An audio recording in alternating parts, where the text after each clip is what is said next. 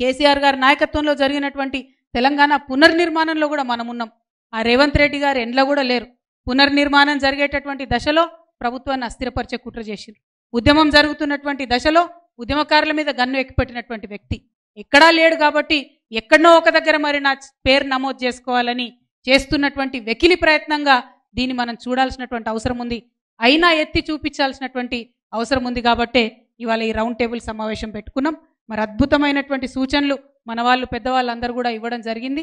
ఆ సూచనలన్నింటినీ కూడా మరి మనం దృష్టిలో పెట్టుకొని ఇప్పటివరకు విన్నటువంటి సూచనలో మరి ఒక తీర్మానం రూపంలో కూడా దీన్ని ప్రవేశపెట్టుకుందాం. ఇప్పుడు దాన్ని నేను చెప్తాను. చెప్పిన తర్వాత మళ్ళీ రిక్వెస్ట్ చేస్తున్నా, మనం మాట్లాడడానికి వచ్చిన యువమిత్రులందరూ కూడా మాట్లాడాలి.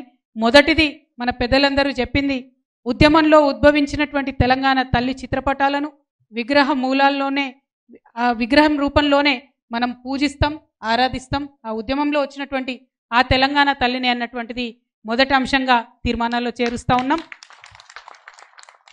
ఒక చేతిలో జొన్నకర్ర, మరొక చేతిలో బతుకమ్మ ధరించిన తెలంగాణ తల్లి వైభవంపై పద్యాలు, కవితలు రచించి పుస్తకాలుగా వెలువరిస్తామని మరొక తీర్మానం చేసుకోవడం జరుగుతూ ఉంది.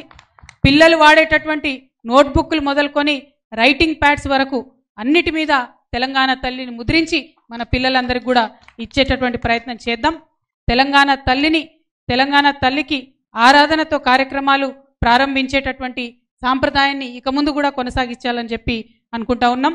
అట్లానే తెలంగాణ తల్లి విగ్రహ ప్రతిష్టాపనలు కూడా అన్ని గ్రామాల్లో అన్ని చోట్ల కొనసాగిస్తాం. అదేవిధంగా బతుకమ్మ కేవలం అగ్రవర్ణ పండుగ అన్నటువంటి వాక్యాల్ని ఉపసంహరించుకొని తెలంగాణ జాతికి క్షమాపణ చెప్పాలని కాంగ్రెస్ పార్టీని డిమాండ్ చేస్తూ ఉన్నాం. అట్లానే ప్రస్తుతం రేవంత్ రెడ్డి గారు ఏర్పాటు చేసినటువంటి రూపాన్ని మరి కాంగ్రెస్ మాతగా నామకరణ చేద్దామని తీర్మానంలో మీ అందరి మద్దతు కూడా ప్రకటించవలసిందిగా మేము కోరుతా ఉన్నాం. ఆమె కాంగ్రెస్ తల్లి, మనది నిజమైన ఉద్యమ తెలంగాణ తల్లి అనేటటువంటి అంశాన్ని మళ్ళొకసారి అందరికీ తెలియజేస్తూ ఈ కార్యక్రమంలో పాల్గొన్నటువంటి పెద్దలందరికీ ధన్యవాదాలు.